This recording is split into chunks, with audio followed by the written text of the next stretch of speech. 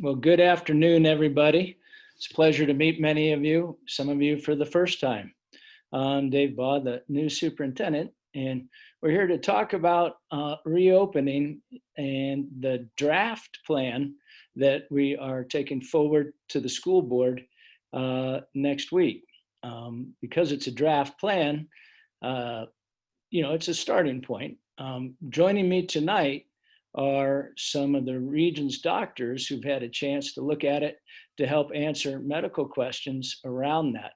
And at this point in time, just a couple of etiquette things. One, please keep your microphone muted. We have 189 and ticking up on here, which is great. So very excited about that. But please keep your microphones on mute. We're going to introduce the docs. I'll share an executive summary of the plan. They can talk about it a little bit, and then we can have some question and answers, if that sounds like a reasonable plan. So when you start putting your questions in, load them into the chat box at the bottom of your screen, and Eliza or Chris will curate them for us as time allows. All right, doctors, if I can turn it over to you.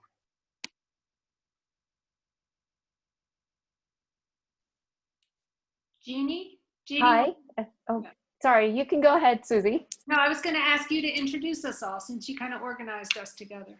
Okay. So I'm Jeannie Seibold. I'm trained pediatric anesthesiologist, and I'm currently working on the Pickens County Board of Health.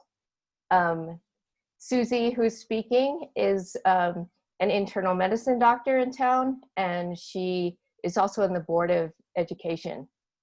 And I don't know who else is here. Is Krista here? Krista and Brian, are they here? We're trying to make ourselves not look weird. Krista, Brian, go ahead and introduce yourselves. We are internists and, we are both internal medicine doctors. Brian works here in town and I work at the Veterans Administration. And then is Serena here?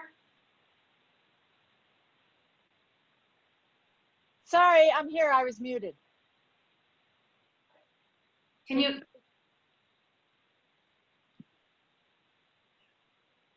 We lost you, Susie. Oh.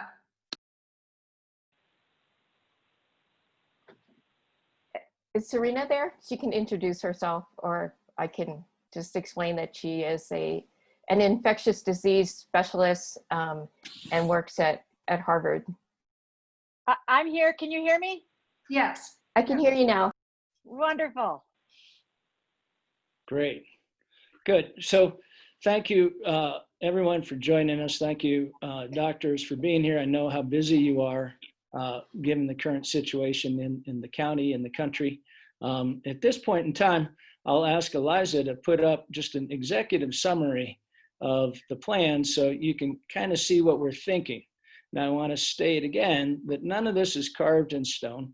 It's a very nimble and flexible approach, and it's going to be based on, working closely with the county public health.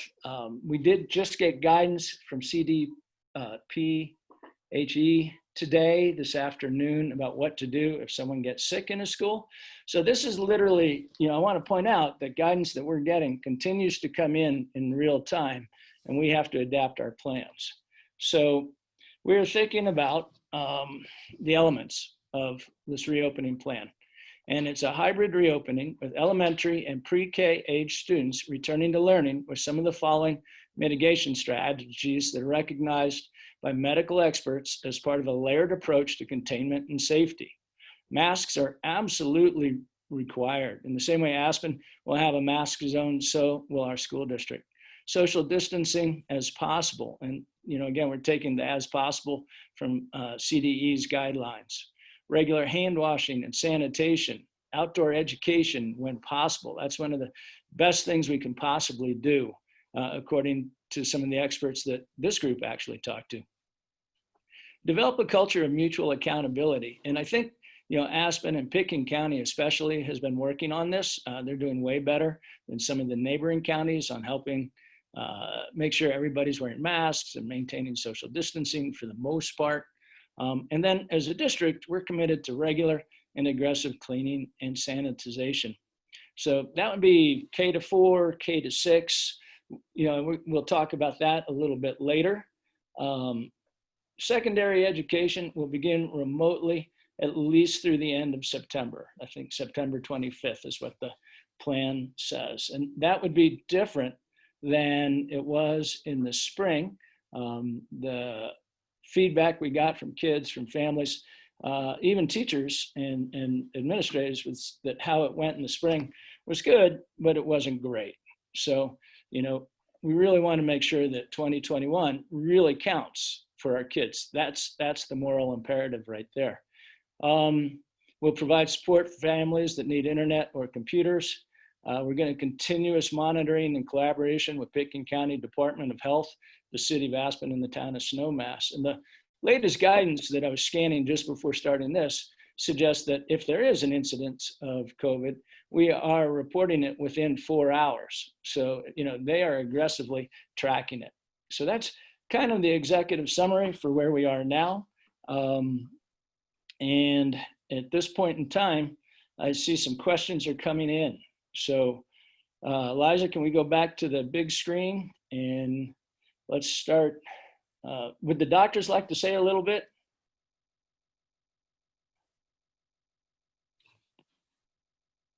Sure. Susie asked me to talk a little about the trends in Pitkin County. And so we were okay for a while. And then as we started reopening in June, cases started coming up. We had a spike after the 4th of July. And that was due to a lot of partying by young adults. But now the cases are coming down, and one of the measures that the epidemiologists look at is the positivity rate. And in the last 2 weeks, it's gone from nearly 10 to 6.6, which is a very promising trend. And we did talk with Sean O'Leary, who is an infectious disease specialist at the University of Colorado. He drafted the American Academy of Pediatrics guidelines for reopening schools. And he said, since we're only mostly testing symptomatic people, a positivity rate of 6 is actually quite good. Okay, that's all I have to say about that. And Krista and Brian, I think we're going to read a letter that we wrote. We haven't published it. We thought we would read it here.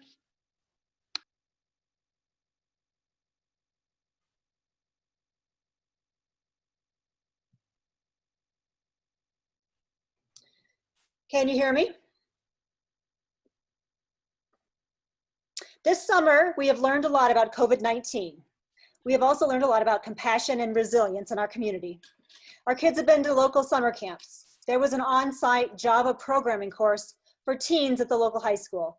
The Aspen campus of Colorado Mountain College held in-person art classes this summer. Were there any COVID-19 cases? No. Why? Because of strict reduction risk measures, children and students in cohorts, mandatory masks, frequent hand washings, and daily symptom checks. We have also learned that young children can appreciate the importance of wearing cloth face coverings all day, removing them only to eat. We know that masks are very effective. Multiple studies have demonstrated that universal masking policies reduce transmission of COVID-19, and the Centers for Disease Control and Prevention calls on all Americans to wear masks to prevent the spread of COVID-19. We have learned that when people don't wear masks and are in close contact for prolonged periods of time, the virus spreads.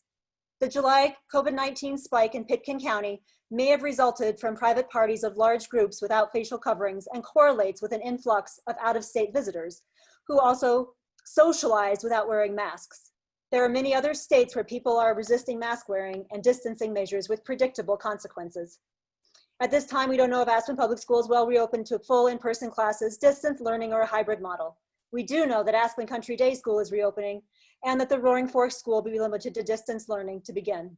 As physicians, we support reopening of schools for younger children with safety measures in place, as long as community spread of COVID-19 remains low in the Roaring Fork Valley. According to the CDC, based on current data, the rate of transmission between younger students and from younger students to teachers has been exceedingly low, especially if proper precautions have been followed.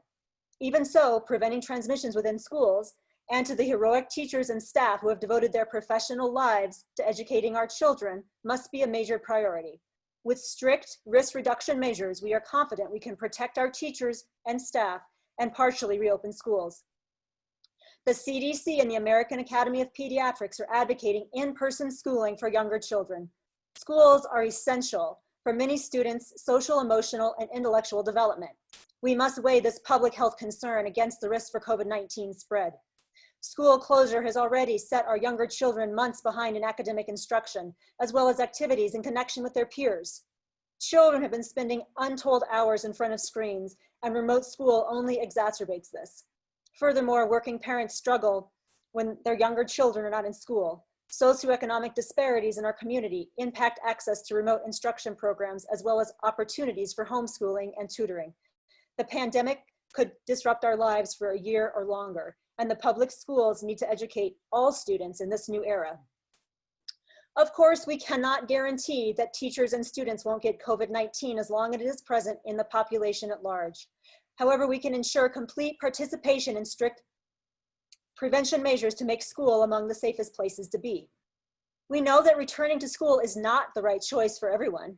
Distance learning may be the only option for a child or staff member with risk factors or a family member who is at high risk for a severe outcome if infected. The district is prepared to work with staff who have legitimate reasons to not teach in person. Thankfully, the school district has a 55-person task force to ensure that our schools reopen as safely as possible. The current draft of this plan includes providing highly effective surgical masks to staff and teachers and face covering for younger adults, creating distinct cohorts, ensuring adequate hygiene and cleaning supplies, limiting the use of communal spaces and shared objects, increasing physical barriers and ventilation, and modifying food and bus services to increase safety. Anyone who is symptomatic or has a close contact with someone testing positive will stay at home until medically cleared to return to school. Moreover, we are continually monitoring the level of community transmission, and the schools are creating flexible backup plans in case it becomes unsafe for students or staff to be on campus. From the day they enter as kindergartners until the day they graduate from high school, the children in our school district are taught to manage risks through sports and outdoor education programs. Our 8th graders go on a week-long backpacking trip over several mountain passes and complete an overnight solo in the wilderness. Our elementary school children free ski, snowboard, and mountain bike. They decrease the risks by mastering skills and wearing safety gear. We can draw from their example and adopt safe practices at school to decrease risks while allowing students to continue their education. Our community of locals and visitors can help us protect our teachers, staff, and students. We ask everyone in the district to abstain from travel to high-risk areas and to avoid unsafe socializing. Please act as if everyone inside your immediate circle is an asymptomatic carrier, because they may be. It is imperative for everyone in our county to practice the 5 commitments of wearing a mask in public, this is the law, social distancing, washing your hands often, staying home, getting tested if you become sick, getting our children and teachers back to school, and keeping our entire community safe will depend on that. This letter was signed by Dr. Jennery Connery, Family Practice, Dr. Brian Giesel, Internal Medicine, Dr. Krista Giesel, Internal Medicine, Dr. Charlene Guggenheim, Pediatrics, Dr. Mary Harris, Pediatrics, Dr. Serena Koenig, Infectious Disease, Dr. Jeannie Seibold, Pediatric Anesthesiology, and Dr. Susie Zimmett, Internal Medicine. And she's on the Aspen Board of Education board. Thank you. Great. Thank you for sharing that. So, and you're gonna submit that to the paper, I believe, papers, or to the press. So thank you for that. There are some questions coming through. I thought, rather than have, Eliza or Chris do it, I'll just read some of the more relevant ones for everyone who's submitting a question because of time. I'm going to try to address the medical ones and then also the way that the plan is being built. Just quickly, the plan is being built still. What we needed to do was to pick a course so that we could build out the plan. There's several questions about outdoor education, meaning classrooms outside. We're firmly committed to that idea of working with our teachers to design and develop outdoor education spaces. to the point of, I was told that hay bales are bad, but straw bales are good. Sun shades are okay. Tents, we're reviewing a number of tents options and that sort of thing. So the details of the plan are at a higher level right now, but we can, while we have the doctors, grab some of these questions because I think let's take advantage of their expertise. And to our community, we will post an entire document on the website, probably by Friday night, with formal responses to these questions, okay? Also, you can watch the video because we will put that on the website, and this will be in case you really have any further questions about what was covered. So there was a question from Ian Ferguson, which I think probably goes to Jeannie. How will we adjust our statistics to include positive cases from people who are not Pitkin County residents, but who are living or visiting here? Well, Pitkin County residents are counted on the Pitkin County COVID-19 stats if they've been here for 30 days or longer. So, I mean, there are some people who are tested who are maybe tourists from Texas who are here just very briefly, and they're not counted because their positive cases, the results are sent back to Texas, and we don't account for them. What about the effectiveness of masks with prolonged exposure after 20 minutes rendered ineffective? I assume we're asking, are they rendered ineffective after 20 minutes? Also, there's a kind of reference to UV lights as a mitigation. I can speak about a little bit about masks, but I think Serena can also answer this question. As an anesthesiologist, I used to wear masks for an entire day, sometimes more than 12 hours, and they stayed effective. We often had patients with drug-resistant TB or other aerosolized infectious agents, and it depends on the mask. I think surgical masks are fine to wear all day, and the other option is the KN95 as well as N95 masks, which some physicians wear for 24 hours before disinfecting them. I don't know if Serena has any other comments about that. Sure. Well, I would like to refer you to Atul Gawande. He wrote a New Yorker piece about our hospital in Boston. It's called Mass General Brigham Health. It's two of the leading hospitals in the US, and Atul goes through a beautiful description for the lay reader about how our hospital managed to really almost eliminate transmission within the hospital, even while Boston was experiencing a real peak in COVID. And it was very similar to the exact principles that your lovely superintendent has just laid out before you. So it's about being effective and using the tools like masks universally and appropriately. And so you can't just say how effective is a mask. How are you wearing the mask? Are you taking the mask on and off? And so you really have to look at what type of mask is someone going to use effectively. And I work in a tuberculosis hospital in Haiti. It's also a leading research center in the resource poor world. And we analyze all of these questions, particularly about tuberculosis, which is the ultimate airborne disease and harder to treat than something like COVID, because it stays airborne for quite a long time. And there's been so much decades of science directed towards this. And if you're wearing your mask and you're wearing it effectively, it's highly effective in preventing transmission. There's no like 20 minutes, 30 minutes, 40 minutes. The doctors wear those masks all day in the hospital. They're in the hospital with patients who are very ill with these conditions and they don't get sick. They're highly effective if you use them appropriately. And like Jeannie's talking about in the operating room, they're operating on patients. They're operating on patients with COVID and they're not getting sick. So it's all about right mask, using right mask with the right technique. Now you could say, why doesn't everyone just wear one of, the N95 masks? Because they're uncomfortable, they stick on your face and you're gonna wanna take it off. So just saying, well, everyone's gonna wear these really uncomfortable masks all day, If you really think they're going to put it on their face all day with like suction, wonderful. They're probably not. So if you're going to do a study, you'd have to look at who's going to wear a surgical mask. How effective is a surgical mask? Who's going to wear N95? How effective is that? And the feeling of really everybody is that N95s are not feasible, though they are very, very effective. That's what we use in the operating room. That's what we use when someone with tuberculosis is coughing on you. That's what we use if you're going to do an aerosol generating procedure with somebody with coronavirus. Is it necessary for a school? The experts on this have said no, and it's probably counterproductive because it's really not possible to wear those masks all day and teach. What about surgical masks? Surgical masks are very effective. That's what all the doctors and nurses wear all the time in our hospital in Boston. They walk onto campus, they put on the surgical mask. I know that there has been a lot of discussion about what type of mask and how to do it. I also know there's a lot of discussion that's continuing, so I don't want to take any more time other than summarizing. Right mask worn in the right way. If the mask is not on your nose and mouth, it's ineffective. The time period is just not going to be an issue in a school day.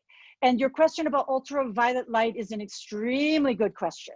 Unfortunately, we do not have data on that yet, but people are studying it. So the idea is there have been papers saying that outside ultraviolet light kills coronavirus. It kills tuberculosis as well.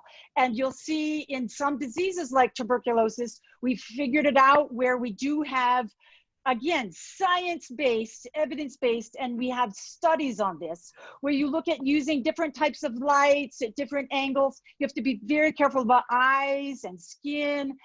It's in particular places in the hospital.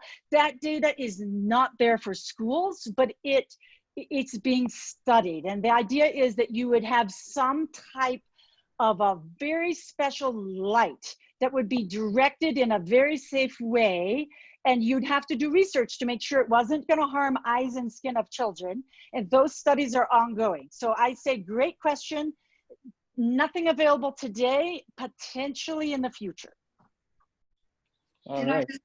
Can I just add to that, the pediatrician we spoke with earlier today did say possibly for the nurse, an N95 or KN95 mask for the school nurse. And the updates from the state this afternoon said every teacher will be provided one a week for the first 8 weeks.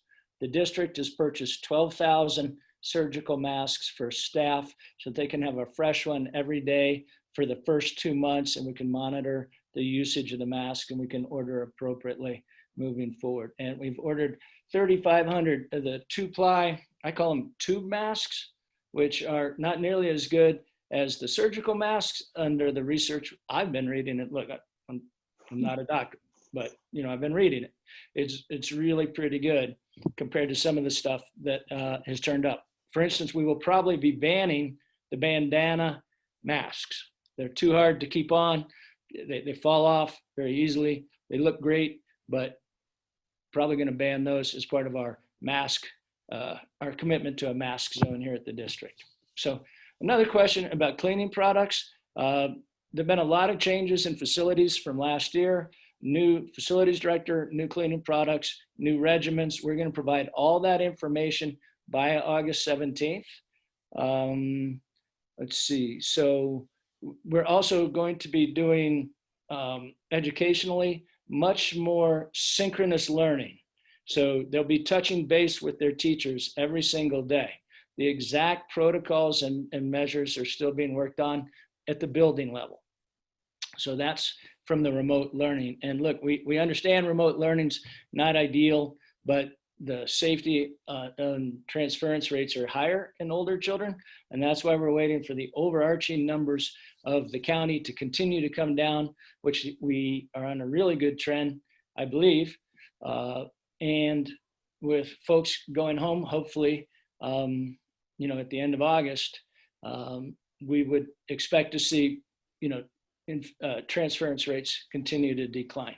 So that's part of the thinking behind our hybrid model of educating the early childhood kids and going to remote with our kids who've had some experience with it. So that kind of speaks to the remote learning. We know it's not ideal. For Colleen, the plan, if a student or teacher tests positive, does the whole class and teacher then quarantine? The answer, according to CDPHE, is yes. If there is, and that came out this afternoon, and we've already talked with folks that will continue to teach, but that pod, that cohort would go remote and continue to get instruction that way until they're medically cleared.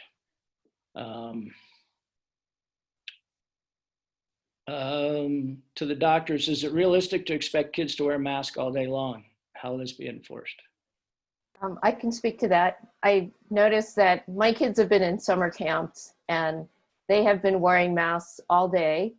I looked at the summer camp at Anderson Ranch, and the kids have been there inside wearing masks all day. The kids get used to it and they tolerate it. And I think it'll be easier in the winter because they're used to wearing buffs in the snow. So, but I think parents right now can, if your kid hasn't worn a mask, to have them wear a mask for a few hours a day, just in preparation before going to school. I think that's a good idea. Yeah, and reinforcing what Jeannie said, I was talking with Michaela over at ARC, and she was telling me she had 40 kids all day, every day for 8 or more hours, and they wore their mask. Now, we do anticipate taking mask breaks where you can go out, socially distance, take advantage of our great outdoors if you're not out already. And the CDE guidance actually, interestingly, says the kids under 10 don't even have to wear masks. We're saying they have to wear masks as an added layer of protection. Because remember, we're thinking about it from a multi-layered perspective. And masks, there's Sean O'Leary was saying there's absolutely infinitesimal, am I getting this right, Jeannie? Infinitesimal record. He said near zero transmission from kindergartners through grade 5 to adults. Yeah. All over the world. He's looked at all the studies. That's what I was going to say. In the medical lingo, we call it case reports, is when something happens that may not make it into a study because it's not a big enough result to make it into a study. He said he probably couldn't find any case reports around the world that this happened. So that's a pretty impactful statement. Yeah. There'll be more, as I'm scrolling through here, there'll be more information on the education and how remote learning will happen in the next week or two. We will be doing weekly updates as we move forward. Educational and training for online learning. We have 5 days of professional development before August 26th, and we're scheduling professional development around online learning for every single teacher in the district. If you think about what we're facing and the incredible uncertainty of COVID-19 and life in a resort town, we could open, we could get everybody back in, ideally safely, right? We're not coming back if it's not safe. But then, eventually the snow will fall and restaurants will be maybe full again. And that's where we see the problems occurring for our community. So we will continue to work closely with the county around that.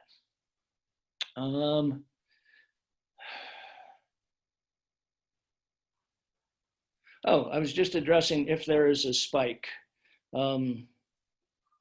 Jeannie, if there's a spike in the county numbers, what do you think would happen to our schools? I think we would have a discussion with public health as well as the medical advisory team at the hospital and the school board and make an appropriate decision. Yeah. So this question around what would happen if there's a spike. If there is a spike, we're going to continue. We're monitoring this daily. The county's monitoring it daily. The district's monitoring it daily. And these things don't happen overnight. They happen along trend lines, and they go down and they go up. And so we would like to, if we return to full-on in-person learning, we would be in what's called comfortable or the green zone or protect our neighbor, right? So there's a lot of different names for the different tiers of concern. If we're in a green zone, and I think for me, I think of a green, yellow, and red. If we're in the green zone and the numbers are starting to tick up towards yellow, we're going to start alerting our families like, hey, numbers are ticking up. We're keeping an eye on it, but, and we're not changing anything, but we're keeping our eyes up on it. If there were a massive outbreak, what are the chances of a massive outbreak overnight?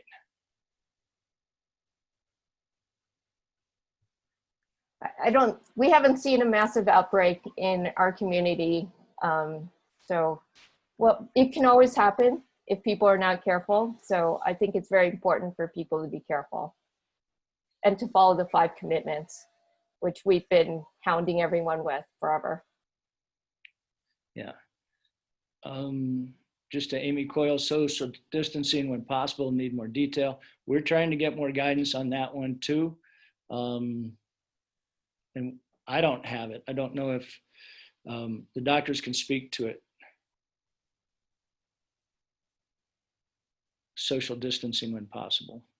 Serena, can you address that? Social distancing?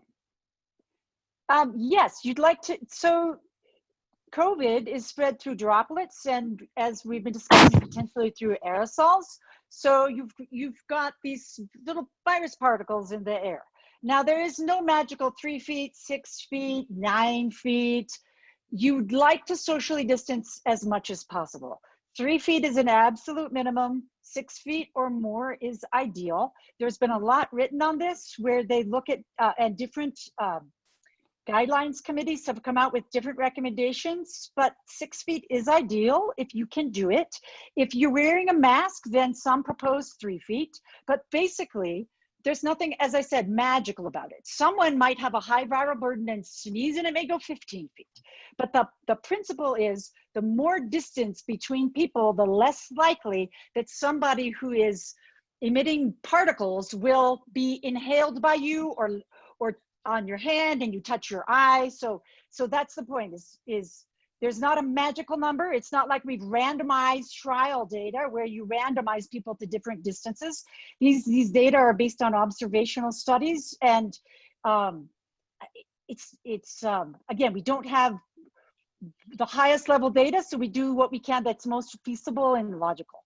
With a mask, it makes you you can get closer to somebody, but ideally, as much as possible in your circumstance and with a mask. And you'll see 6 feet being ideal, but that's again not a magic number. It's just that fewer particles are likely to get 6 feet than 3 feet. But if you're wearing a mask at 3 feet, you will see guidelines saying that 3 feet is reasonable if people are wearing masks.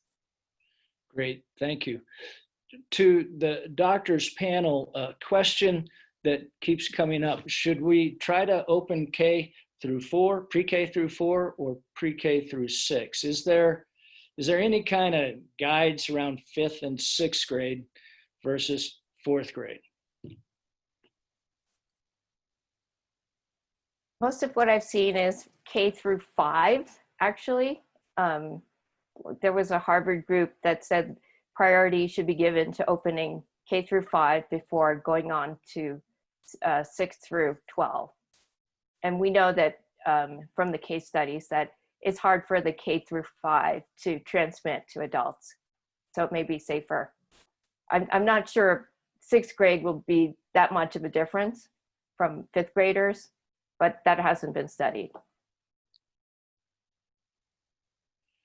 Okay, thank you. Oh, Dave, I have one more point. A lot of people point to the South Korea study as saying that 10-year-olds are not safe, but we actually discussed the study with the University of Colorado infectious disease professor who's writing policy for the American Academy of Pediatrics. And the way the study was done was flawed. They looked at 5,000 index patients, like the first patient in a family who was infected, and they saw, then they tested, it was a contact tracing study, and it looked at who in the family got infected. And so they lumped the 0 through 9 in one group and compared it to another group that was lumped. So they lumped 10 through 19-year-olds as another group, all the way up to 80 plus. And what they saw was the kids who were infected in the 0 to 9 group represented only 0.5% of all the index cases, and the older 10 through 19-year-olds were represented 2%. So I'm not sure about their conclusions, but you just cannot conclude that 10-year-olds will infect as much as adults. Great, thank you. That was a question from one of the folks on here. And I hope that also addresses the question about younger versus older kids, because that kind of keeps coming up. The N95 masks will be provided to staff if they want to use them. Staff will have access to surgical masks, a new one every day. The school is providing masks to students and staff, children and teachers. Great comments from someone running a daycare for 6 weeks. The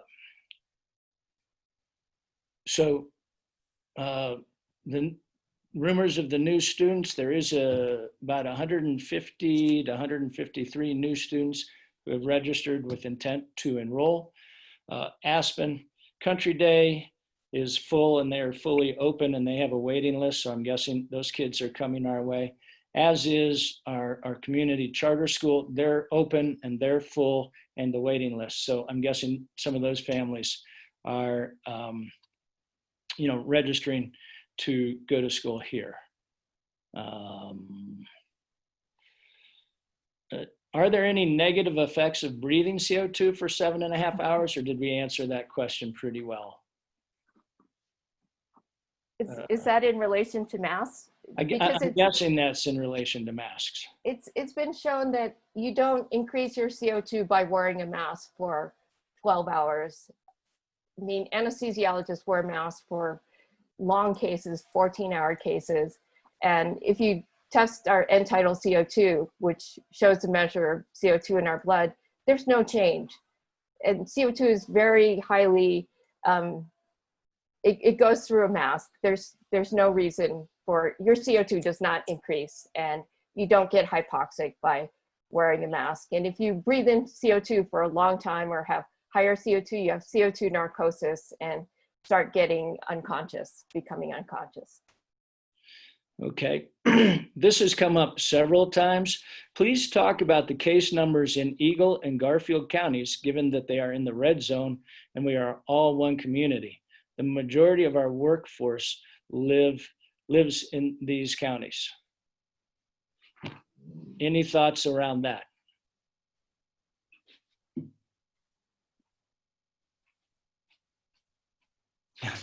Any of our doctors? Disease specialist, Serena, can you address?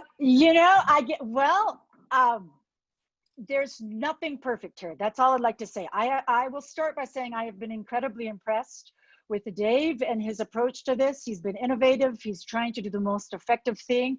And I've been reading these comments, and some people are really mourning the fact all the kids can't be in school, and then other people are very afraid. This is a super hard situation, and I think all of you are doing an amazing job.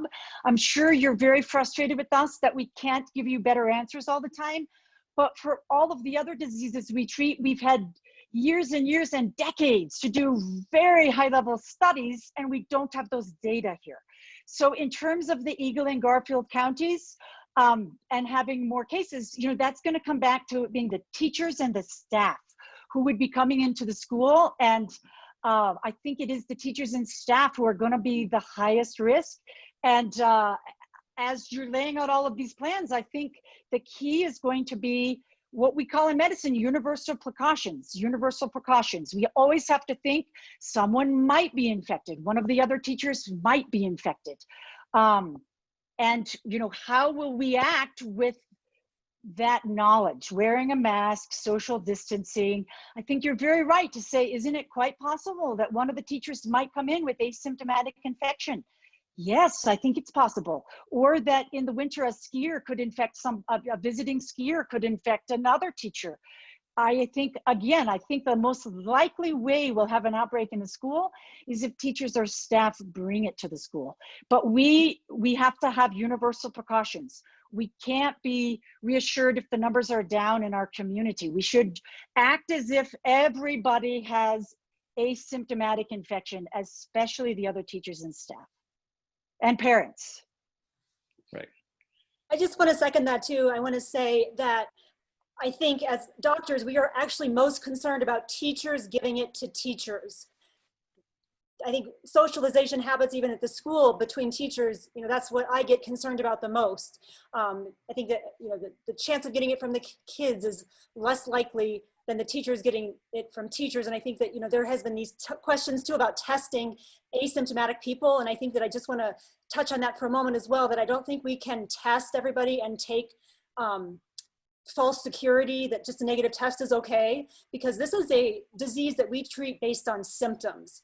A person can come into me and has come into my office with COVID-like symptoms and tested negative, and I do not tell them they don't have COVID. I say they absolutely have COVID with a negative test, and they need to take the exact same precautions. So there's not a lot of support. There's really no recommendation for testing asymptomatic children. Testing asymptomatic adults is fraught with these kind of problems. There's also limitations in just the amount of testing that we have, but we cannot also get a false sense of security just by negative test results if a person still has symptoms. Thank you. There's a story in the paper this morning about the recent closing of the Yellow Brick, which is a preschool in town, in this city of Aspen. Have any of you had any time to dig into that situation? I can only tell you that my kids go to playgroup, and I kept them home yesterday and today. So I gotta tell you, I am conservative, but my 2 5-year-olds are starting kindergarten, and I will put them in kindergarten because I trust Dave. I trust his team. They're doing things really well. I trust Katie at playgroup. She's fantastic. And she told me about this the night before last, and I said, you know what? I'm not gonna bring Emmy and Addie. They'll stay home for the next couple of days until this is worked out. Katie said they have been incredibly careful at the ELC, and she's very impressed with how careful they've been. And that my understanding is they don't have information yet. But again, they were really careful, and maybe it's not COVID, maybe it's a different respiratory virus. So I think this is gonna come up a lot, as we don't know what's COVID and what's any of the other hundreds and thousands of viruses that go around our community, right? So it's gonna be a tough road. We're just gonna have to be nimble and thoughtful and flexible and do the best we can. And I guess one more shout out to your lovely Superintendent Dave. I'm impressed. I have not seen this kind of innovation and pragmatism and effectiveness and desire to learn the best science and protect your children. So I'm happy to do anything I can to try and support you guys. It's a really hard situation we're in. Great, thank you. To the question about ventilation in the schools, we have 3 different teams coming into the district Monday, Tuesday, and Wednesday looking at ventilation. I met with the director of facilities today. Normally what school districts do is they recycle air from inside, and because it's warmer and it's cheaper to heat that air. That's when you have working ventilation systems, which we're working on. But we're gonna be bringing in fresh air from the outside, and 2 of the teams are actually specialists in something called bipolar ionization, which is really cool, and we'll post some articles on bipolar ionization. It's our goal to get bipolar ionization into all 4 schools as soon as possible, around procurement laws and the readiness and availability of the equipment. So better ventilation, better fresh air is definitely a goal for the district. Well, there we go. I care for children ages 3 and 5, and they're fabulous with their masks. Thank you for sharing. How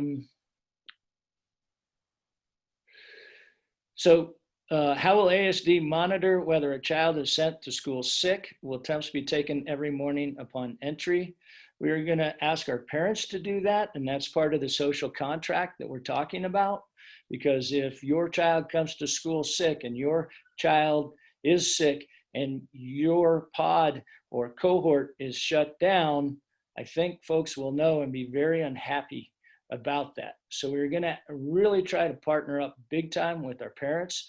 Part of our back to school training will be in looking for training for the symptoms. And we're going to continue to work with our doctors around how to select masks, how to recognize symptoms, and get some of the great training that these medical professionals can provide us. So thank you all for volunteering for that, doctors. So yes, bus plans to assure safety have been made, and they're continuing to be under revision. We're meeting with Pickens County tomorrow, as well as the city of Aspen and the town of Snowmass to review the plan, and transportation is definitely one of the topics there.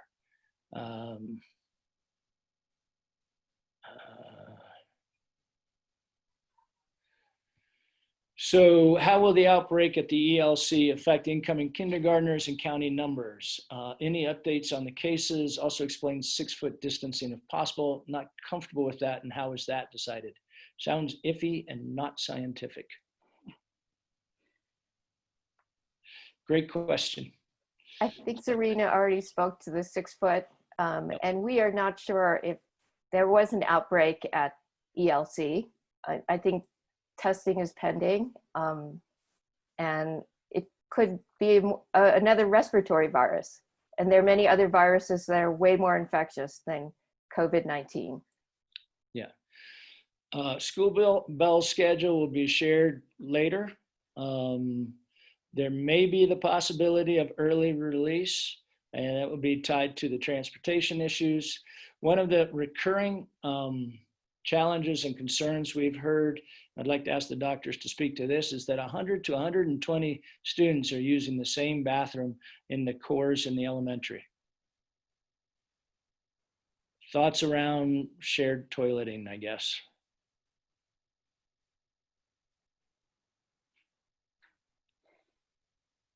I might suggest you have a different topic on that, because I think it's quite complex, and we'd have to see how you approach supervision in the bathrooms, potential for kids to be in contact without masks in the bathroom, potential for someone who has symptoms to stop in the bathroom on the way to the nurse.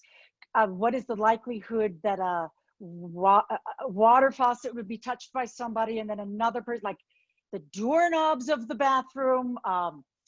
I would suggest that you make that a separate topic, because it's very complex, and it really depends on the approach you have to each bathroom and the number of kids and the supervision. Okay, thank you. We'll address those issues as part of the plan. Let's see. We've talked about the 6-foot thing. There was a question about remote learning for younger kids. I do want to say the district will provide an option for parents and families who are uncomfortable returning to in-person instruction. And candidly, it probably won't be as good as, you know, what I've heard about our teachers, but it will be systematic, and it will be standards-based, and it will be, like I said, systematic.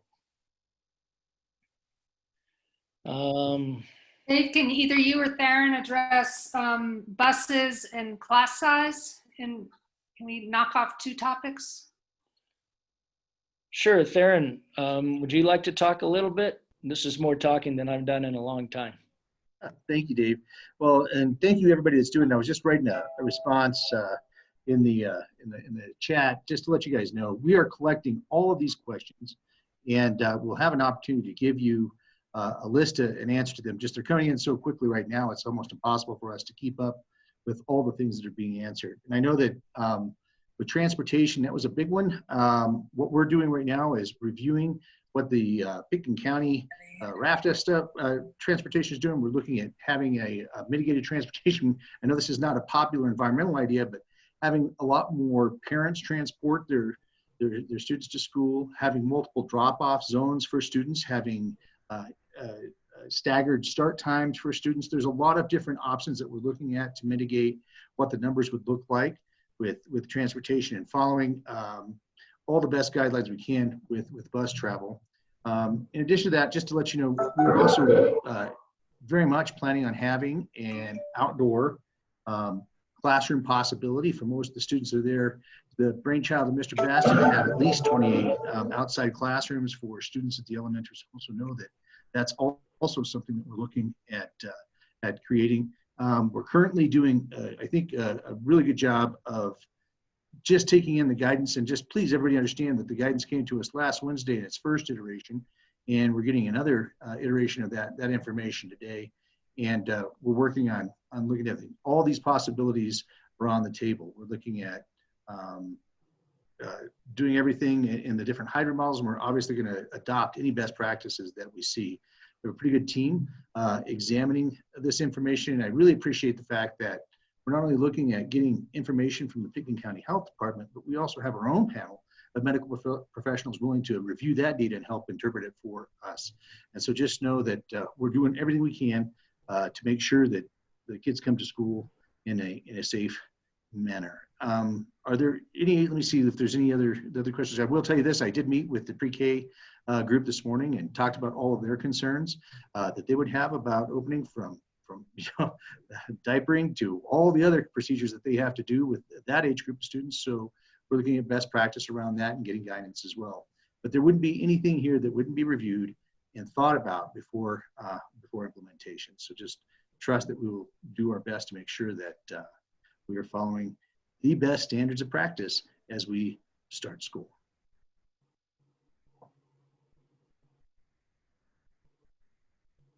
Another medical condition question, medical question. How are we getting around Pickton County's latest ordinance starting today, regressing groups back to group sizes of 10?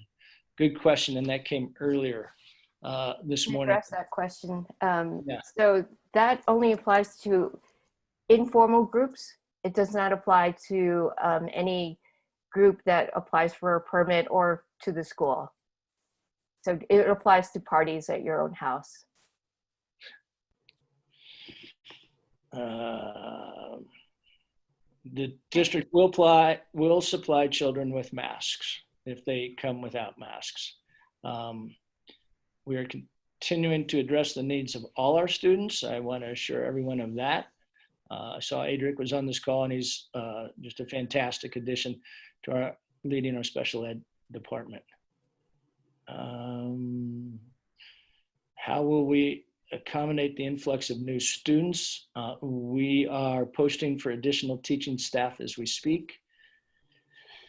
A lot of great comments from lots of people here about young kids wearing masks and doing temperature checks. As we mentioned, we are not planning at this point on checking 700 temperatures each morning. Just from an exposure of a staff person to 700 foreheads sounds a little scary to me, but maybe that's okay.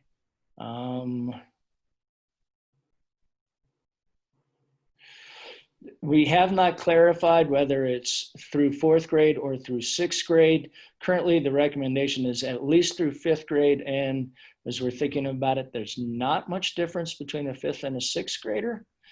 There's a heck of a difference between a 10-year-old and a 19-year-old, though. We'll go back to the Korean study on that one. A lot of the thinking around that, while Dave's going through those questions, just so you guys know, we're also looking at making sure we can follow the guidance for both the Pickton County Health Department and our doctor panel, which would be the idea of cohorting. In the younger grades, it's very easy to mitigate the number of exposures that could occur with that. I think when we get into the older grades and they have to go through a content-based schedule, that you'll see a lot more chance for teachers, one, would have to see many more students, and that would be the case. The thing that we're trying to consider and review a plan around right now are what are we going to do with our special teachers, the specials teacher at the kindergarten through, or the pre-K through the 6th grade. How are they be doing it? Because they're also a group that would see many students. We're looking at everything from perhaps they would do a remote phone in, or they do a rotating basis, just to make sure that we do not have those kinds of exposure there. So there was a lot of thinking around how we would cohort those groups, and that was a big part of our thinking around why we picked the grade levels we picked. Great. Here's a good question. Please have a doctor explain the universal practice all doctors employ for safety and about the value of non-medical masks just to reduce aerosols. So it sounds like we're going back to Serena to discuss masks again. Okay, so universal precautions means that you don't ever look at someone and think, well, they don't look like they have COVID, so I'm going to take off my mask and I'm going to sit here for 20 minutes next to them, you know, in a confined space. Universal precautions means that you treat every person you see as if they have the disease. In this case, asymptomatic COVID, because you'd see the person, I'm assuming you'd see the person having symptoms. So we're talking about not having symptomatic people in the school. Therefore, with universal precautions, you would just make the assumption that everyone you see could have asymptomatic COVID, just like you do when you're walking down the street or when you're biking and someone's very close to you. I mean, maybe biking wasn't the best example. When you're on the trail and someone comes the other way, I always step 6 feet off the trail, 6 to 8 feet, because I love my 6 feet of distance. I go as far as I can, but I try to get 3 to 6 feet. If I have a mask, 3 feet, no mask, 6 feet. But again, it's universal precautions. I do what is feasible and practical where I am with my feeling of you may have COVID that's asymptomatic. How can I protect myself from you? And you also could potentially, like I could potentially have asymptomatic COVID. I want to protect others. So universal precautions means no matter how someone looks, no matter if they're your friend, no matter if you've known them for 20 years, assume they have asymptomatic COVID and act accordingly. And then did you want to talk, oh, in terms about masks, you know, there's been so much written and thought about in terms of masks. And I will say here one quick caveat. I'm actually doing a coronavirus research study right now, and I've been very involved in the coronavirus response and staying up to date, very, very up to date. Coronavirus research changes, the updates change all the time. So what we say today, it might be different in a week if there's a new paper published. So I just want to put that out there. The amount of medical literature about COVID is unprecedented, and every day there's new papers, and that requires you to make new decisions. With the data we have right now, nobody's recommending N95 masks because it's just not feasible to put them on and wear them all day, and it's not felt to be necessary. Surgical masks, we've had a lot of discussions about surgical masks, and I think the mask discussions are going to continue. I would just say, what is the mask that the kids are most likely to wear, that the teachers are most likely to feel that they can wear effectively and do their job? And in conjunction with social distancing and whether you're inside or outside. So it's hard to just give you one exact answer.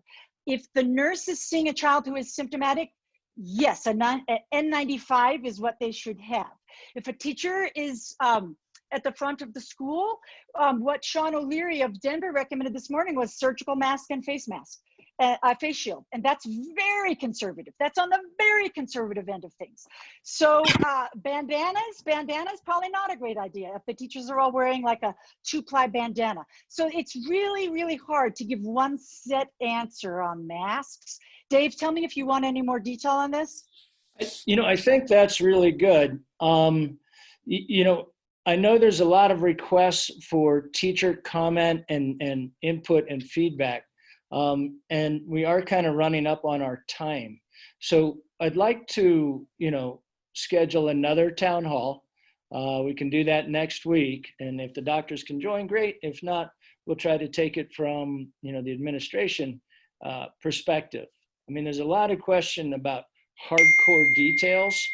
You know, I think Kay Erickson is on the phone or on the line, and maybe as the head of the Teachers Association, we could give her, you know, the floor.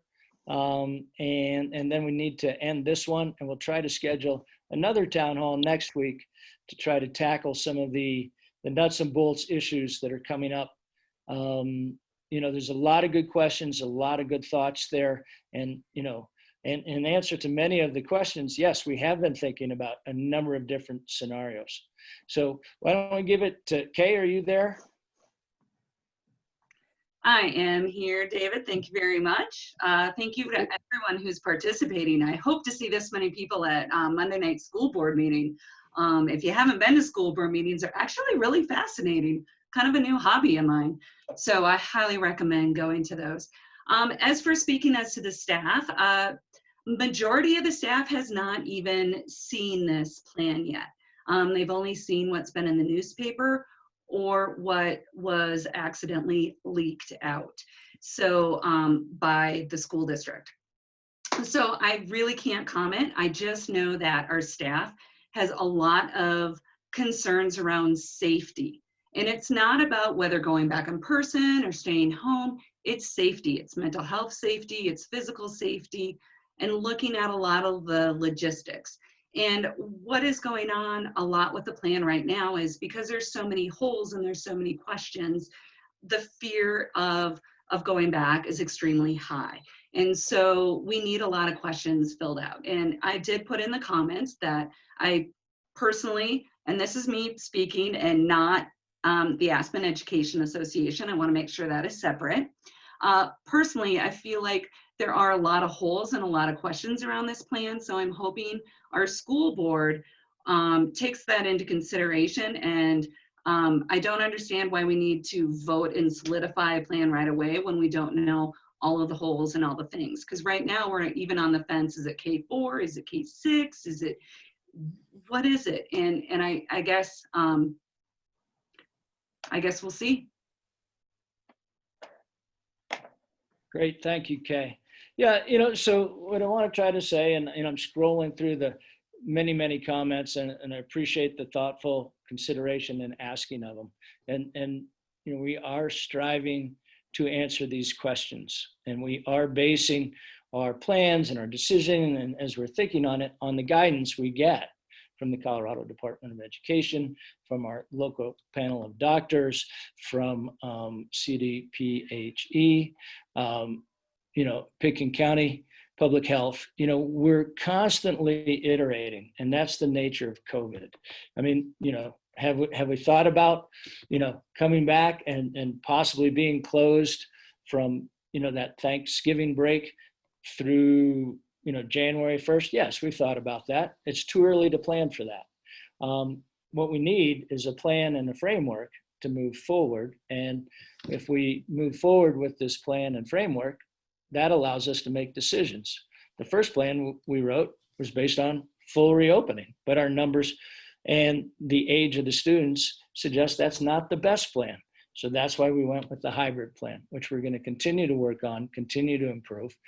And, you know, we're looking for guidance from the board to go in this direction. And, you know, look, the easiest thing in the world for a superintendent to do is say, oh, we're going to close school. We'll go all remote. That's easy peasy, but it's a question of risk mitigation, and it's a question of what's best for our kids and for our community. If we can open safely, and if we in Pickens County can open safely, why wouldn't we open safely? And I'm quite prepared to close if we start ticking up into the red, and if the local ordinances are saying, and Colorado is saying, close it down. Okay, we'll do. You know, that's easy. The hard part is figuring out how to meet the needs of the kids in a full and robust way and in a safe way, and meet the needs of our staff, again, in a safe way. And that's what we are striving to do. But we have to have a plan of some sort so that we can build it moving forward. So, you know, at this point in time, we're going to schedule another town hall to try to tackle some of these questions. And as Kay said, there is a board meeting Monday night. We look forward to having people join us there. And I want to thank the doctors for all their time and thoughtful consideration around this challenging issue. So again, thank you, everyone. And we really appreciate all the comments. And like I said, we're going to respond to that as fast as we can, those comments, and those will be on the website. All right. Thank you very much.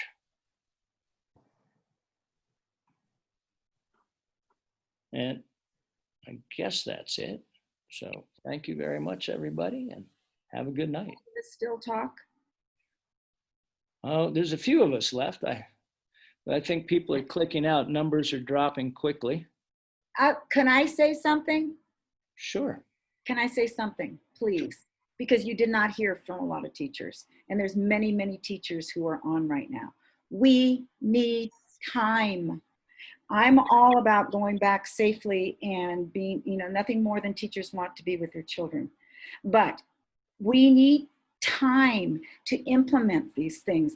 We are in an unprecedented crisis right now. Unprecedented. We can't pretend like school's going to open up normal. Can we please consider a delayed start?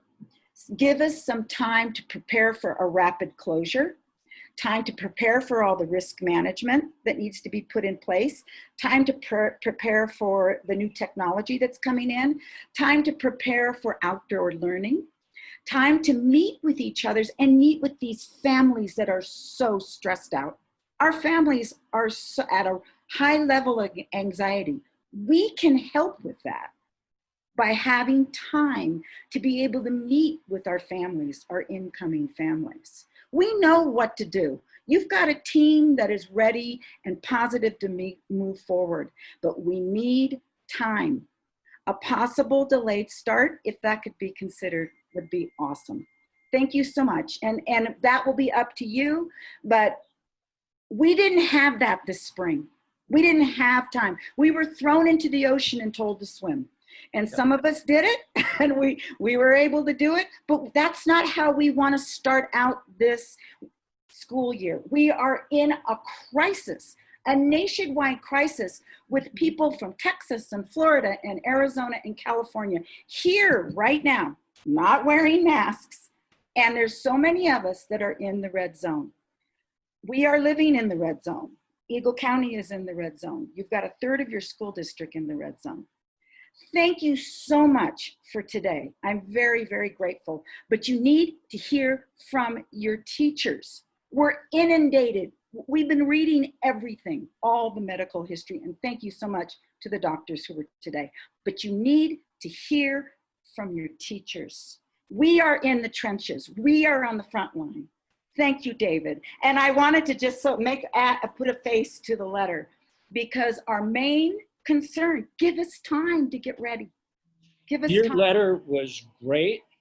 And I hear you. I'm listening, actually with all my heart. As a former 5th grade teacher, I am listening to you, and I really, really hear you, and I am taking it to heart. And like I said, this is a draft. It's a plan. And if we need more time, I will ask the board for more time. I swear. Excellent. We are ready. We're ready to move forward in a positive way, but there's too many unknowns right now. I really don't want to hear about Country Day, David. I really don't want to hear about what's happening in Denmark and Finland. I want to hear about what we are going to do. What's the plan to keep us safe? The staff, the students, and my main concern also is our lovely families. Our families need to hear from us, and I need to connect. So to all my other colleagues, we need to connect with our families. We need the time to connect with our families. Consider possibly August 31st start, September 3rd start, or starting us after Labor Day. We need to be ready to have, if we rapidly reclose again. I just did a professional development with Margaret Romero yesterday at the community school about positive strategies for online learning in case we have another rapid closing. We're all ready to move forward. Thank you again. Appreciate your time. Thank you so much. Thank you. We'll be in touch. I Thank you promise. so much. I appreciate it. Thank you very much. All right. Have a great night, everybody. You too. Just remember, all your questions will be answered. Put them into the chat. We will make sure that we get an FAQ up so you guys can have a chance to have each of your questions answered. Thank you. Thank you so much, Darren. Appreciate your time. Mhm.